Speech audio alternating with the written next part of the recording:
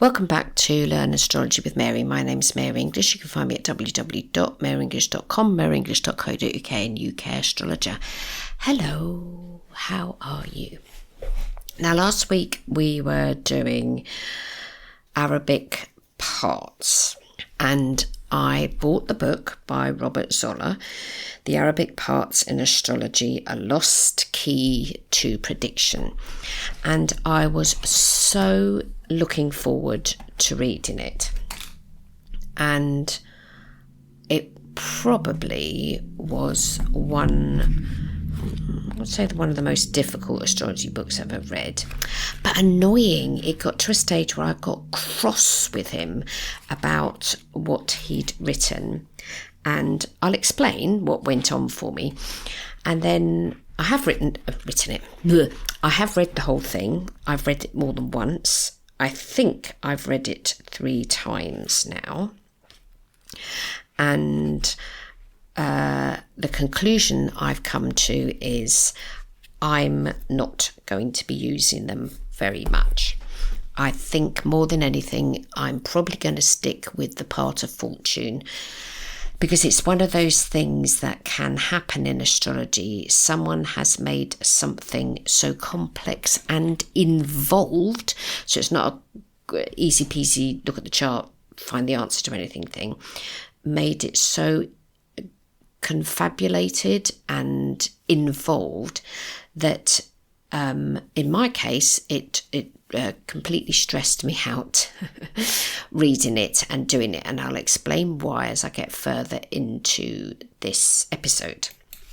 Now, I mentioned last week why I'd decided to investigate them and go into learning about them a bit more deeply was because that they're called Arabic parts, and I thought in my ignorance that understanding Arabic parts might give me some insights into the current situation in the East. So I know that some 3 stealth bombers have been dropped on Iran, and Israel is still fighting in Palestine. And I think what had happened was I had overdone reading about these things in the news. And so I've now deleted the BBC News app from my mobile phone to stop me from obsessing about and reading about them too much. And whatever my opinions are on it are, what does my opinion mean? Nothing in the scheme of things. So I'm just giving a bit of background info, why did I even want to study these things? And I know that the Arabic parts were used a lot by, if we're using the term Arabic or Arabian astrologers, they became very popular and they used a lot of them. And someone joked, I can't remember who it was, that there were so many of the Arabic parts that had been developed. There even is a one on barley that Robert Zoller talks about in his book, and actually it's not a bad part of fortune, Arabic part to use. So I obviously, I was going to say, was I doing this for the wrong reasons? I know that my reasons were genuine. I thought maybe it would shed some light into what might be happening over there. And then, having read the book 3 times and had, how's my week been? My week has been good. And then it occurred to me that my job as an astrologer is to only help clients one-on-one. There was a temptation somewhere in my mind that maybe if I understood this, I might be able to write about it on my blog, on my social media, and be able to understand it all, and because astrology, and I'll just leave that up to the mundane astrologers. That isn't my job. Because what I have noticed, having been an astrologer for a considerable amount of time, is that when something like what is happening at the moment politically goes on, especially when it involves something like a war, which involves lots of people getting killed, unnecessarily, if you ask me, then my job is to support the people in the ordinary everyday lives that people have. You know, am I going to have the baby? Will I get married? Can I go on this holiday? Will my pension be paid to me? Will my husband return? The things that we in our lives have to consider, and astrology is super for that. So that was the process that was going on for me. Okay, now I've read the book, read it 3 times. I've also listened to the astrology podcast, the wonderful Chris Brennan, and I listened to his episode where he's interviewing a gentleman called Benjamin Dykes, who had studied with Robert Zoller, and Chris himself lived for 2 years with people that were involved in a thing called Project Hindsight, which also involved a guy called Robert Schmidt and Robert Hand. So there were 3 Roberts involved in translating older texts in astrology and bringing them into the English language. And Robert says in the introduction to this book, the Arabic parts, that the fact that he'd learned learned Latin to be able to do this was a big thing, which, yep, certainly was. Now, what I'm going to do on this podcast, I'm also going to put Robert's actual natal chart. So I had looked at his chart before I read the book. But, you know, it's a funny thing. I'm a writer as well. You know, I've written 17 plus books, don't know, lost count. And, I try and make my books as easy as possible so that it's especially when it's non-fiction, I think it's important to make a book easy to understand. I despair of people that make a book. This is a book now, not a study course. That's a different thing altogether.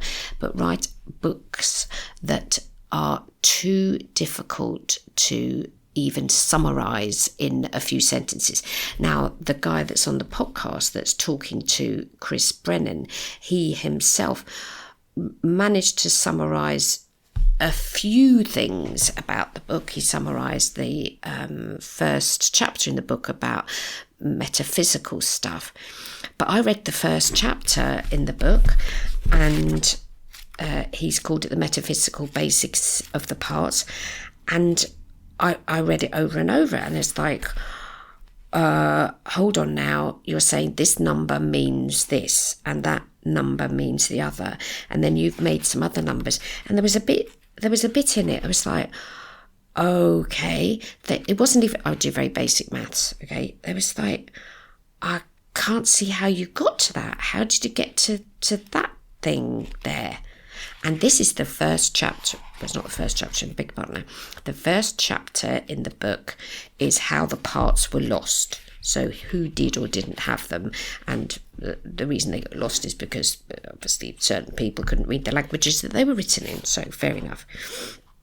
But this chapter 2 is pretty long, and I seriously got to the end of it and I was scratching my head, and I was thinking, you put loads of shapes in there, you've put loads of numbers in there, and numbers always make me sort of melt a bit internally, and I tried my best to, I can't summarise that for you, you'll have to read it yourself. So I'll just give you a little bit of a little quote. So we got to page 42. And we're looking at figure 14. Figure 14 has got 6 circles in a circle with another circle in the centre, and the circle in the centre has a triangle in it and then another circle inside that. And he has said about that number 14, this is a diagram of the causal world. The he of the tetragrammaton is the sevenfold manifestation of the unmanifest ternary and the root cause of the zodiac or dodecary. And he's using words dyad, ternary, and hello? I don't know what those words mean. And you haven't even got a little asterisk next to it so that I can look those up. And it's sort of like you read the first bits of it, then all of a sudden you're launched into, and this is how I felt when I was reading it, I was just launched into this stuff. And he hasn't set an argument at the beginning of the book of the going off on a tangent thing. Okay, now I've been accused of doing that in the podcast, that I go off on a tangent. And sometimes I do.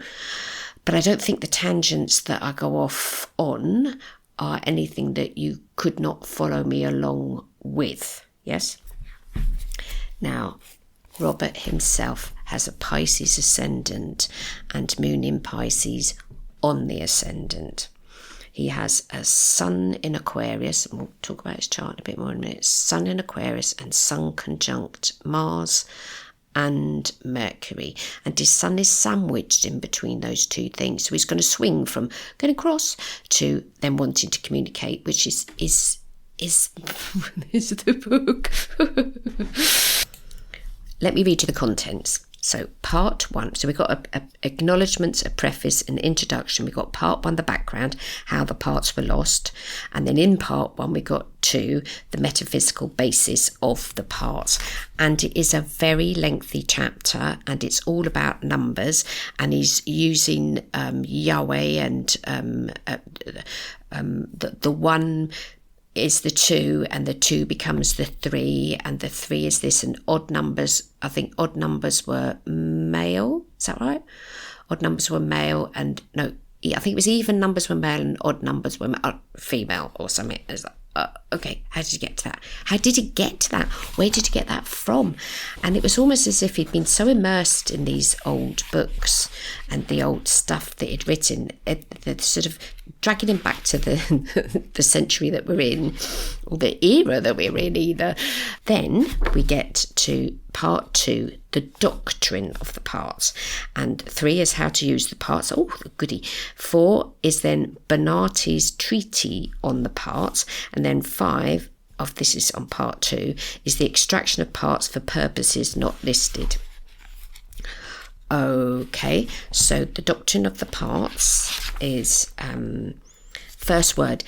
Bernati, in his exposition of the doctrine of the parts, the translation of which is given in chapter 4, reports that basically 3 things are required for the projection of the parts. 1, 2 fixed significators, usually 2 planets or the luminaries, chosen because of their affinity, considered from their universal significanship with the matter under consideration. 2, the distance between them measured in zodiacal longitude and the order of the signs, which constitutes what was referred to in chapter 2 as their numerical relationship. And 3, a movable significator such as a house cusp, usually the ascendant or its ruler, from which the projection of degrees is made on the ecliptic in the order of the signs.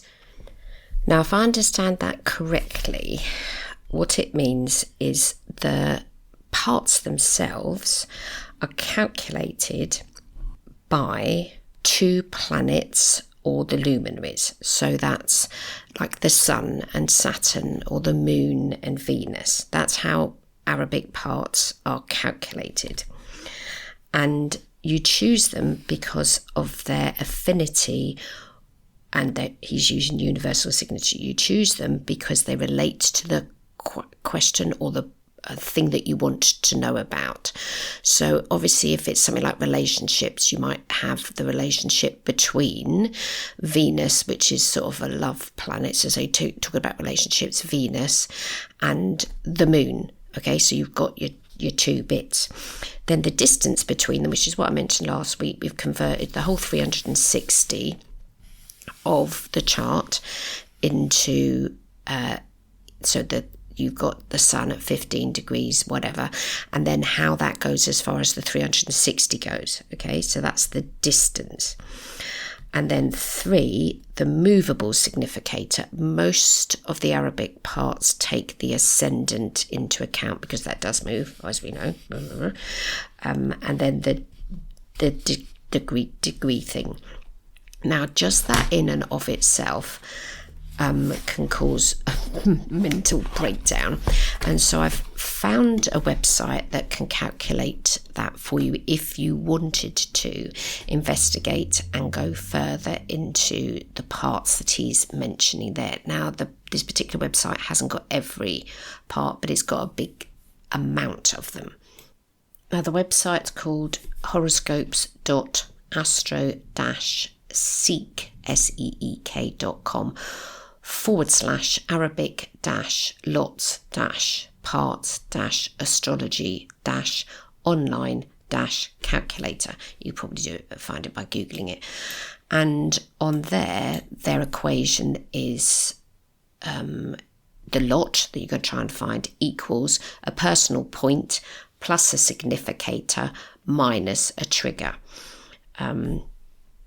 So you can, on there, I think it's got 513 of them.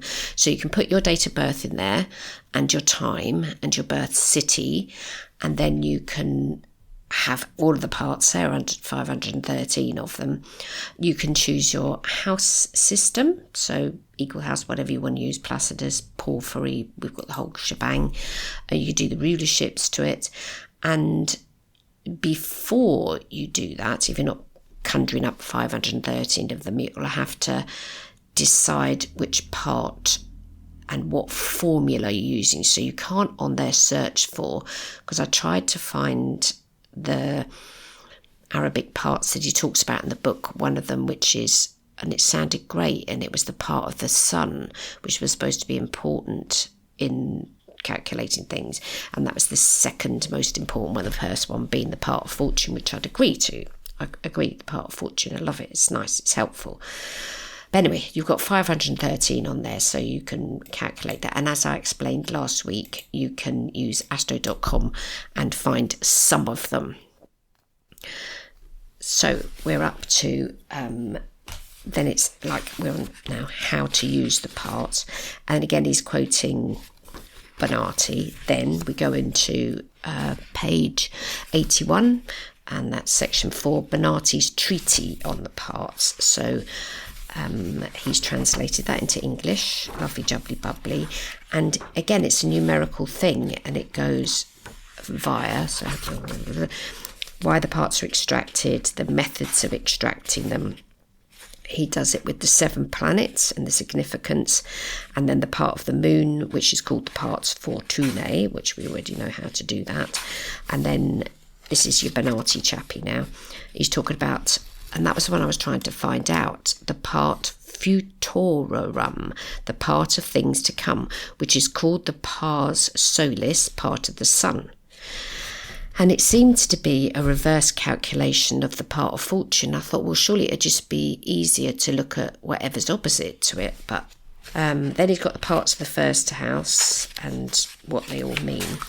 And in it, so in this Bonatti translation, we've got what we can't use is something from that long ago and use it for today, because our minds today, the way our families are, the way we go to work and what we do or don't do, is quite altered.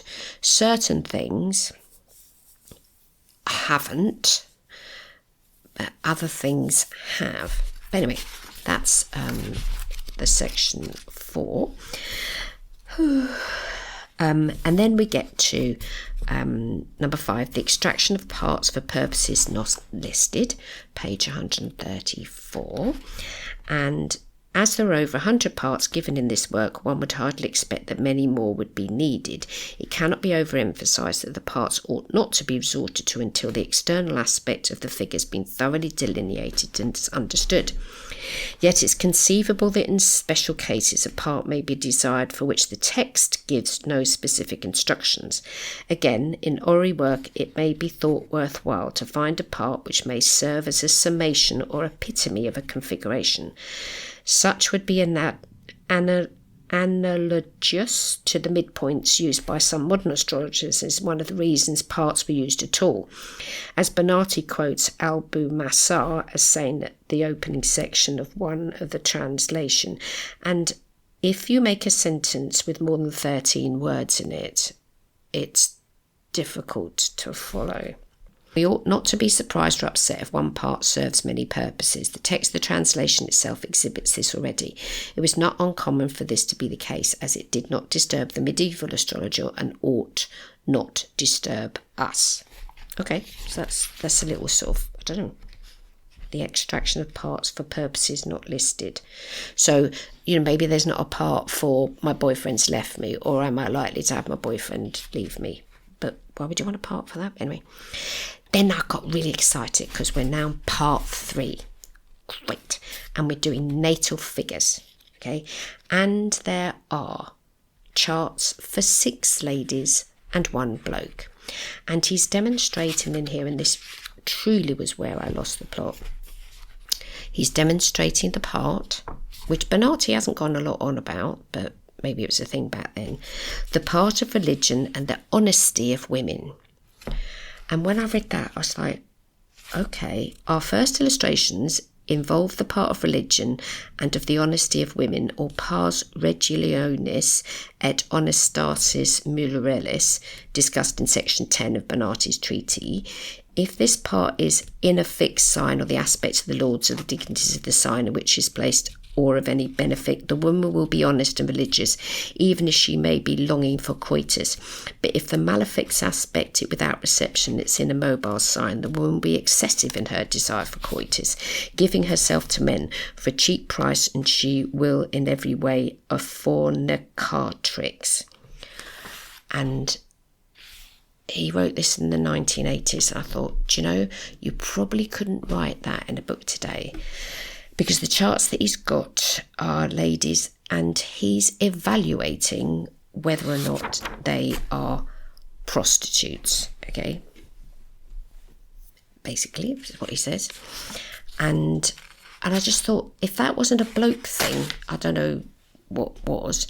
And why are you using those as chart examples? And worse than that, there's a chart example of a poor lady that lived in New York. He gives the date of her death, which was preceded by her being beaten, raped and then murdered, and apparently she'd given him her birth data the day she died. So she gave him the data, and then later that day, so in the night of the day that he'd given it to her, she unfortunately came to a very unhappy end. And he says in there, that he never even got a chance to tell her how dangerous her chart was. And he said something like, she might have been gay or homosexual or lesbian, and no. And I'm going to, for myself, censor this book. I don't think that chapter and those chart examples and the lengthy descriptions of, he doesn't describe exactly what happened to her, but you can get the general gist. And I just thought, really, was that necessary to include in a book to learn about Arabic parts? Someone's demise that he couldn't, inverted commas, have warned her about, be careful, don't go out tonight. It's nothing about careful, don't go out tonight. His summary of her chart was, be careful of being the person that you are, because you're going to attract these negative forces to you. Now, in the interview that I was listening with Chris Brennan and his guest, apparently one of the things, if you're learning with Robert Zoller, was earlier on in your lessons, you had to go off and calculate your death. Okay, so you've calculated when you're likely to die because you've used these ancient techniques. How many people that have calculated that have actually died on those actual dates? And that's the other thing that annoys me about medieval astrology. A lot of it is about death and sex because it's all written by blokes. I don't think there's this, but yeah, I really didn't like the book when I got to that bit, because I was quite excited now. I've just about grasped what it is you're talking about, and now we're going to have some natal charts and you make some sense, because the strap line to the book, a lost key to prediction, which makes you think if you read that, you'd have the key to being able to predict stuff.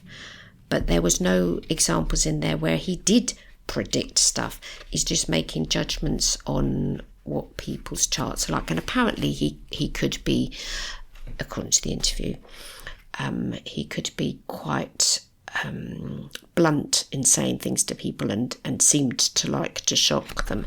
And then when you look at his chart, which we're going to look at now, because I'm not going to discuss the book anymore, you'll have to get it yourself. The chart examples was what did me head in. If you look at his chart with the Pisces ascendant, moon on the ascendant, the first thing that's going to happen if you're not careful and you have a moon in Pisces near to the ascendant is you're going to do that moon in Pisces thing. Moon in Pisces lives in the past. Moon in Pisces is the sign of suffering, martyrdom, etc. You did this to me, I'm going to do that. Well, I'm not going to do it back to you, but I'm going to suffer continually because of it. Moon in Pisces people need to be aware of their sensitivity to being having somebody do something horrible to them and finding it very difficult to move on from it. Pisces ascendant people are super sensitive, and it seems strange that he was such a sensitive person with that moon and Pisces ascendant that he should then use as his chart examples. And it was also what's it called? The part of religion and honesty of women. And there's a woman in there, and he describes her as, because he's going about other people's sexual adventures. He's never even asked these people what their sex life was like. Figure E is a horoscope of an industrious, hard-working young lady. It's apparent that with Pisces rising, this native's primary motivation is for emotional security, and that she attempts to realise it through hard work in her profession. She's a trained designer, He uses her chart twice. There's also sort of like a synastry and how to use the parts for that. Going back to Robert's chart. So let's talk about Robert's chart, because I can get my head around his chart. And we've got Pisces ascendant of how many degrees? 12 degrees. Is that right? The ascendant is 12 degrees and the moon is 11 degrees. So the moon is well and truly on the ascendant, but hidden in the 12th. Hidden, 12th house, hidden. I don't know what house system you used. I'm using equal house. The Sun, Mars and Mercury in the 11th, and the Sun is in Aquarius. In the 11th house, groups. This is groups. And he formed a group with Project Hindsight. Somebody fell out with somebody else. I don't know what happened, but it didn't continue. I think he was the breakaway from it and then wanted to teach astrology on his own. The MC's in Saggy and Venus is in the 10th, along with the MC, they're conjunct. Jupiter's in Scorpio in the 9th. Chiron is in Scorpio in the 8th. Neptune is retrograde in Libra in the 7th. Pluto and Saturn are both retrograde in the 5th. Uranus is retrograde in Gemini in the 4th. And the North Node is in the 3rd in Gemini. So his life purpose definitely was to pass on information. So that's definitely what he did. He wrote more than one book. He had a website. He trained people. He did all of that. He's manifested his North Node. My criticism is the book isn't easy to read, and also the chart examples that he's chosen. I don't want to know about people's sexual preferences and whether or not as a woman that is going to attract. And it isn't, because I think it's wrong to say that women attract getting killed for whatever reason. That's Mary. So his Mercury is opposition to his Saturn. And his retrograde planets are Saturn, Uranus, Neptune, Pluto. Now, when you look at the chart examples he's got in there, it looks like he's handwritten them. He's using a symbol for Uranus that we, inverted commas, don't use now. It looks like Mars, but it's the reverse way round, and it's got a dot in the centre of it. That confused me to start with. I was looking all over the place for Uranus in the text, and all I could see was what I thought was Mars. It isn't Mars. He uses a different symbol for Uranus. I mean, nowadays the symbol for Uranus looks like a TV aerial, basically, with a little blob underneath it. So it's two curves with a line joining from one curve to the other, and then in the centre of it is a circle with a line coming up off it. He didn't like psychological astrology, he's made that clear. Chris Brennan also interviews him, and the guy that he was interviewing in his tribute to him, because he'd passed away. And so, natal chart, we've got a lot of opposition from the Sun. So we got the Sun opposition, Pluto retrograde, and Saturn retrograde, which is in the 5th. So Saturn represents dad, and we've got somebody that probably didn't get on very well with his dad. But the Sun and Pluto in opposition, if you have a personal planet and Pluto's aspect in it, there's going to be the risk of obsession, and the Sun is who we are, and Pluto's deep change and transformation, and the person can be worried about others that are out there that might do inverted stuff to them. Uranus is in opposition to Venus, so there's quite a bit of opposition that goes on there. The only trines he's got is the Sun trines to Neptune, Mercury trines to Neptune, and Venus trines to Pluto, and Neptune trines to the North Node. So there's not a lot of friendly stuff in his chart. So, and there's a Yod as well, which goes to his moon, and that's joining Neptune and the Pluto-Saturn conjunction. So we're probably going to have an opinion of the world that is maybe not friendly. And is that a chart for consulting when the Sun is in the 11th? He's got Neptune in the 7th. I've got Sun in the 7th. I love one-on-ones and consulting with my clients, and I maybe shouldn't even be comparing my chart to his, but as an astrologer I'm going to do that anyway. You know, what is it that he wants to get from a client, or in what way is he inverted commas qualified to help people feel better. It's the Sun is in the 11th. He's going to be more concerned with the macrocosm than the microcosm. He was married. He had a lady that he lived with and was married to. So obviously she didn't have a problem with his attitude towards women. It's just that a lot of these ancient texts, and back then in the day anyway, women were just basically there to have the kids and stuff. There wasn't any... and he even says another thing in there that about, you know, she's talking about one of the women's charts, and that's this modern idea of being able to work and be a parent or a mother, and it's like, it was almost like he was saying women shouldn't work. Maybe I'm reading them all wrong. Email me, let me know what you think. So I've summarised a little bit about the book. I prefer Anthony Louis' book, even though that's very complex, but his writing style is much easier to comprehend.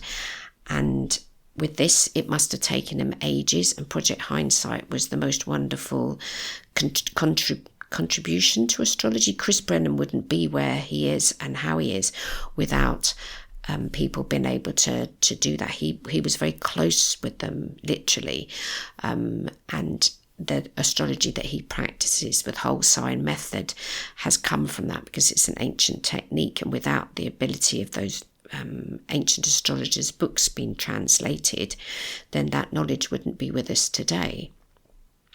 So all credit to that. My criticism about the book is the use of the charts and the part that he's using for those charts. I didn't think was a necessary part to even use as an example. I thought that was a very poor choice, especially with the lady that unfortunately died in horrific circumstances, because it seemed to me as if he was saying that her chart showed that this would happen.